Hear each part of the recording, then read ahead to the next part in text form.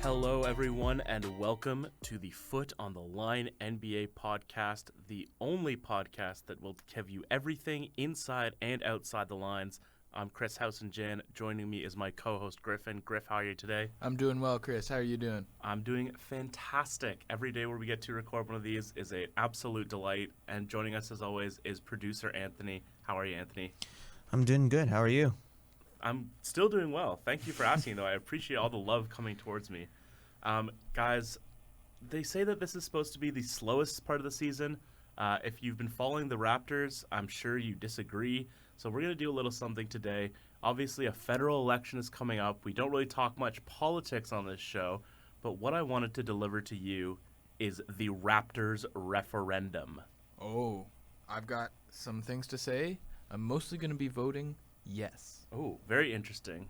So Masai Ujiri, he spoke for the first time since signing his new contract this week. He spoke to the press.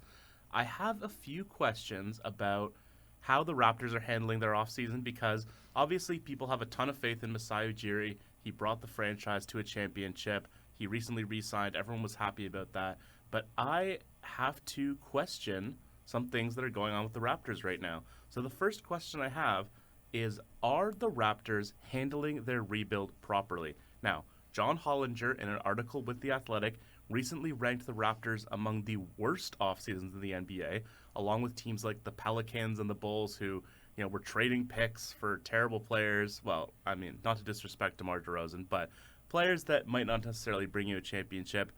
He talked about the contract that they handed out to Gary Trent Jr., who was a restricted free agent. He argues that either you're overpaying Gary Trent Jr. at that $18 million a year mark, or he outperforms the deal, he has that player option in the third year, he leaves in free agency, and you're back where you started. So there's a lot of issues swirling around it, and you can take it any way you want, Griffin, but are the Raptors handling this rebuild correctly?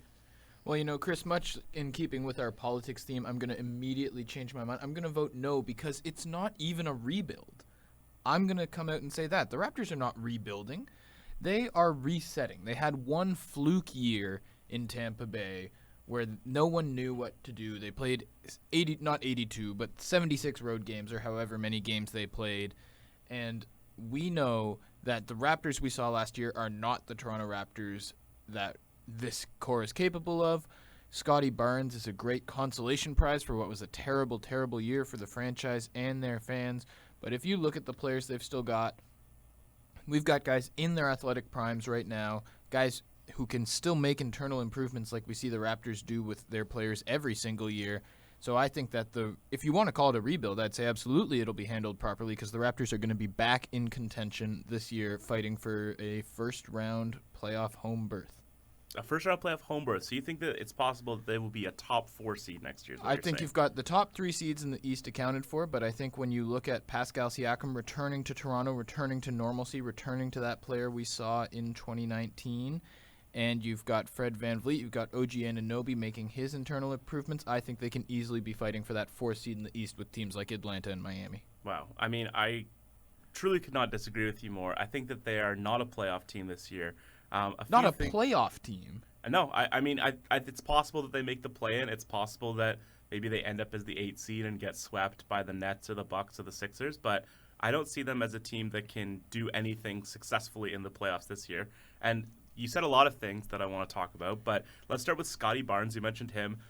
A high upside prospect for sure. We saw him in Summer League. He had some really good performances, but I think you would agree that the half-court offense isn't really there. The shooting isn't quite there, which we knew about at the time. So my question is, if their goal is to quickly reset and next year possibly be contending for a playoff position, why didn't they pick Jalen Suggs? He was a perfect fit for the offense. He slotted in perfectly next to Fred VanVleet. One of their biggest problems last year was shot creation, so why not go for the pick that everyone expected them to make? Nobody expected them to take Scotty Barnes, so why not go for the obvious pick? Go for the guy who's going to have the higher floor, who's going to be better in the short term, and try to make the playoffs that way. Well, because the Raptors were not the normal team that you see picking number 4. They didn't have to take someone who's going to immediately improve their franchise tomorrow because their franchise is already better than they're supposed to be when you draft number 4. So they can afford to take a guy who's a little bit more of a long-term project, and he can learn from winning basketball. We saw this. It's what we wanted to see when the Cleveland Cavaliers drafted Andrew Wiggins all those years ago and immediately traded him. It's you take a guy and you sculpt him into long-term basketball under a winning program, and then he becomes better than he ever could have been if he had been drafted by the Orlando Magic 5th. So I think that the Raptors taking Scotty Barnes was a play to continue this stretch of dominance because they didn't need the help this year because they know that they're going to be back with or without an impact rookie. Well, I certainly agree that Scotty Barnes, the Toronto Raptor, is going to be a better player than Scotty Barnes, the Orlando Magician, would ever be. Let's talk a little about Pascal Siakam because there's a lot of buzz about him possibly being traded in the offseason. The Raptors' reports came out, unconfirmed reports, unsourced reports, came out that the Raptors have told Siakam they won't be trading him, that they have no interest in trading him. Let's go to producer Anthony here. Anthony, are you a fan of Pascal Siakam? I am. However, it's one of those interesting situations where there was a bit of a fallout between Siakam and Nick Nurse, so you kind of saw maybe he would get traded. There was a lot of reports of a trade for himself, Pascal Siakam, going to the Warriors for James Wiseman in the 7th pick. We didn't see that happen on draft day, so who knows what his future holds for the Raptors. As much as they say they're not trading him, I feel like it's kind of up in the air. Right. And Griffin, I assume that you would be against that hypothetical trade that was proposed before the draft. Absolutely, I would be against that trade. I think that Pascal Siakam is due for another leap forward. Admittedly, he is a little bit older than we typically see players at his development curve, but we all know Pascal Siakam didn't start playing basketball until he was 16. He's not on the curve of a normal player. I think a guy like him whose game is athletic, he's still athletic, and he's learning about how to create more shots and play in transition even better than he once was. He's more of a playmaker. He's more of a passer. I think he's going to continue to improve. Masai, speaking the other day, said that his relationship with Nick Nurse is much better. I think that was just brought on probably by the frustrations of the Tampa Bay year. Pascal, we know, is someone who is a creature of habit, did not respond to things like the bubble or living in Tampa Bay well, so I think that'll be a lot better this year. I expect Pascal Siakam to be back in the All-Star starting lineup and back in maybe like 10th place MVP vote conversation this year. Yeah, I certainly agree that he was brought down by being in Tampa last year. Nothing really ever seemed to click properly for him. Let's go in a different direction here. So my question, I was thinking yesterday about the Raptors rebuild and how that's all going to shake out. And one team that came to mind is not an NBA team that they might seek to emulate in terms of possibly going for a rebuild. So let's operate under the assumption that they are going for a rebuild. Should the Toronto Raptors be trying to emulate the Toronto Maple Leafs? I'm going to say yes, they absolutely should. If you look at the Toronto Maple Leafs, they've set themselves up a lot like an NBA team has. They tanked for that number 1 overall pick. They got a generational superstar in Austin Matthews, and they've got 2 or 3 really great supporting superstars. And just if you're talking about the comparison from basketball to hockey, the Leafs have set themselves up with these few superstars. They've set themselves up like an NBA super team. They look like the Brooklyn Nets of the NBA, except it doesn't work as well in hockey because your best players can only play 1/3 of the game instead of 90% of it.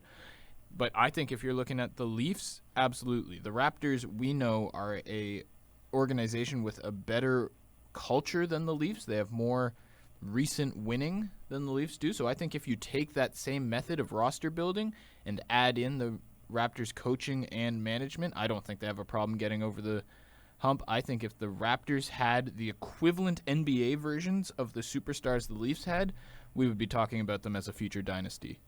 Yeah, I certainly see your point about how they are constructed like an NBA team. Everything went right for them. They found the superstar in the draft, Austin Matthews. They found, you can argue, 2 or 3 more stars, depending on how you feel about William Nylander. Then they signed John Tavares in free agency, which I think is the key distinction between Toronto as a Raptors or as a basketball city and Toronto as a hockey city, which is that people want to play for the Leafs. You can argue that, they're the Knicks of the NBA. They tend to be bridesmaids a lot. Obviously haven't had a ton of success in recent years, but people do want to play in Toronto. They want to bring a cup to that franchise. You had Masai saying yesterday, the other day, we're not going to sit here and cry that players don't want to come here. And that's been such a huge ongoing issue for the Raptors, trying to get free agency, trying to find good free agents, trying to find good players that want to come to Toronto. So how do you reconcile that? Like, how shouldn't they be wanting to rebuild if that's the case and try to build up a core that might attract a free agent? Well, I think that's absolutely what the Raptors are doing. They've got a great point guard in Fred VanVleet. They've got the future superstar in Scotty Barnes. They do look like they're ready to attract a free agent. And if NBA players would get over their preconceived notions about Toronto, we thought that it was done when they won the championship. We thought that that proved that, okay, players do want to come, and then Kawhi left and started the narrative all over again. And I know Masai said they're not going to sit here and cry, but it's a big problem. It's very clear when you look at what happened in this offseason. We didn't hear any reports about the Raptors making big runs at free agents, but you know they tried to sign some people because this team feels like they're still a playoff team, which they are, and no one did come. The Raptors had a bad offseason, and now they're banking on internal improvement, as much as I think that will come. So it is a big problem, and I think that that is where the Raptors and the Leafs differ, just as you said. So they have done the work of building a core which is one superstar free agent away. They've got all the supporting pieces in place. Pascal Siakam still might blossom into that superstar, but coming in with a certified closer, a great player, that would finish the deal. And players don't want to do it. So it's still a problem for the Raptors franchise, and it's something that is not really on them to address at this point. I think they've done all they can. That's a fair point. Final question, the referendum, and you touched on this earlier when we were discussing the offseason, but what is the goal for the Raptors? Are they trying to make the playoffs this season? Are they trying to position themselves as suitors for Damian Lillard or Bradley Beal? Are they rebuilding? Like, what do you see as the overall, let's say, the 5-year plan for the Raptors? That's a tricky. I think there are many 5-year plans for the Raptors right now, and this season is going to dictate them. I believe that the Raptors will have a great season this year. They're going to improve like they do every year. Nick Nurse is going to come back. He's going to coach players the way we know that he can coach them, and they're going to make the playoffs. And then I think that's going to dictate their aggressiveness in pursuing that Kawhi Leonard style deal where we've got Bradley Beal maybe upset, we've got Damian Lillard maybe upset. Masai's waiting for that. He's licking his lips. He's monitoring those situations. He knows that he can trade OG Anunoby and Delano Bolton? Delano Bolton for Damian Lillard and get right back in that championship picture. So I think that is what the Raptors envision happening, clearly. I don't think that they're giving up on this core, but if this season does not go well, if Pascal Siakam still can't put it together, then I think you initiate, we'll call it the Scotty Barnes timeline. And you start. Make it sound like a Terminator movie. I would love a Scotty Barnes Terminator movie. Oh, that would actually be very good. He doesn't really seem like a human. I mean, have you seen those arms? I know, but he's got the joy of a human. It's a really good advancement in AI if you can have Scotty. If you can have a Terminator with the heart and love of life of Scotty Barnes, there's no stopping him. Absolutely. Well, Griffin Porter voting yes on the Raptors referendum, it sounds like. We have to take a quick break, but coming up, Griffin will tell you why a couple of LA players might be making you a lot of money next season on Foot on the Line.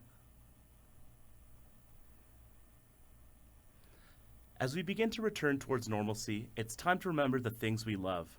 And if you're a sports fan, there's nothing better than spending time with friends and cheering on your favorite team. Real Sports is proud to welcome everyone back to Toronto's favorite sports pub and the official apparel outlet of the Raptors, Maple Leafs, and much more. Stop by and enjoy up to 50% off on official merchandise for your favorite teams, or use the code FOOT at realsports.ca for 15% off your entire order. Thank you, Real Sports, for sponsoring the show. And we're back, Foot on the Line NBA podcast. We had a fun time talking the Raptors referendum. We're going to turn to the league as a whole at this point, Griffin. Earlier this week, some MVP odds were published. It's very early, but in some ways it's not that early. The season's coming up quickly. The offseason has pretty much, shaken itself out the way it's going to be for the upcoming season, barring any big moves. So we're going to talk about some MVP best bets, try and at least make ourselves some money, if not the listeners, I don't know how much the listeners trust us. I mean, if the listeners want to make some money, they'll listen to what I've got to say. I've got some value coming up here. Pure value. So we both picked a favorite and a long shot choice for our MVP. Griffin, why don't you start us off? Who is your choice for a favorite? Well, longtime listeners won't be surprised by this one. They know it's the greatest player to ever touch a basketball. It's LeBron James out of Akron, Ohio. You call him a favorite because he's in like the top 5 or 6 in the odds here. Let me just look here. Actually, no, he's down barely in the top 10. So he's a favorite with value, Chris. Wow. He's at plus 1,600 here. Incredible The last time we saw LeBron James healthy, for a whole season, he led the league in assists. He finished second in MVP voting, and he was walking away with the Larry O.B. So if you ask me, bet against LeBron James at your own risk. He is mad. We saw him on Twitter yesterday saying that he's getting even more fuel to the fire. Some people might find that corny. I think Absolutely, it works yes. for him. And if you want to tell LeBron James things that work for him, you're in big trouble. It's been too long since the best player in the world won an MVP. I think the voters are ready to give him another one. The West is wide open this year. There's no real favorite. I think the Lakers have a great shot of winning the West. The one concern I have in this is Russell Westbrook. If Russ decides to not buy in and shoot 30 shots a game, that could take a big chunk out of LeBron's chances. And some might say, oh, he's old. Oh, he was injured. Wow, you're judging by their voice, these people sound really dumb. They are really dumb, Chris, because this is LeBron freaking James we are talking about. This is not a human being. This is a basketball demigod who does not age like a mere mortal. Speaking of Terminators. Honestly, yeah, you want to talk LeBron Terminator 2, LeBron takes Scotty Barnes and snaps him over his knee. Makes me very sad. Well, you gotta up the villain for Terminator 2. But LeBron James, bet against him at your own risk. He's still going to be strong. He's still going to finish around the paint. He's going to have Anthony Davis back, supplementing that Lakers defense. They're going to win a lot of games, and if they finish first in the East, which they absolutely can, I think LeBron James, it'll be because LeBron James has won his 5th MVP. Mm-hmm. Well, you've eaten up probably, I'd say, about 80% of our segment time talking about LeBron James. And Don't get me going on LeBron James. This is just typical stuff for you, Griffin. So I'll talk about my long shot. I have a long shot at plus 2,500 odds. A little fella, well, he's really a big fella, by the name of Jason Tatum. He averaged 26 points, 7 rebounds, 4 assists last year. Obviously, the Celtics did not perform up to their expectations. Their season was derailed by a lot of factors. Jason Tatum's season was derailed by him having COVID and not necessarily looking right coming back. But in my opinion, they didn't have the greatest offseason. They were a little shaky. They lost Evan Fournier for nothing, which I think was a mistake on their part. But I think it's easy to see a world where Boston is a top 4 team, and if that happens, Jason Tatum should absolutely be getting MVP votes. The thing about MVP is it's such a narrative-driven award, and then with Jaylen Brown sort of coming into his own last year, I think that those two can combine to make a really great team, and if you have a great team, people tend to sit up and take notice of a great player, and we already know Jason Tatum can be a great player. It's a matter of him having the right narrative and being in the right position to win his first MVP award.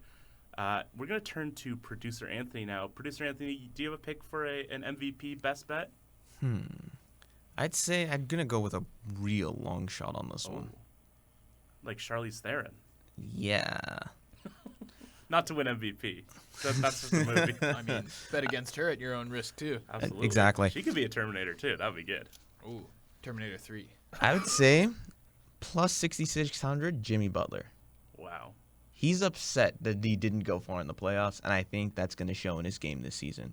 He's really going to step up and kind of just try and take the East by storm. So look out for Jimmy Butler in MVP voting. Well, you heard the other day that Jimmy Butler, apparently he hung up the phone when his agent called and told him that he was All-NBA. I assume he went for one of his classic 16-hour workouts after that. So if he wins MVP, he might just smash his phone. I think that is all the time we have for today. Thank you so much for joining us, as always. Let us know in the comments how you feel about the Raptors referendum. Are you voting yes or no? And give us your best bets for the MVP. But until next time, for Griffin and myself, thanks so much for listening, and we'll see you next time.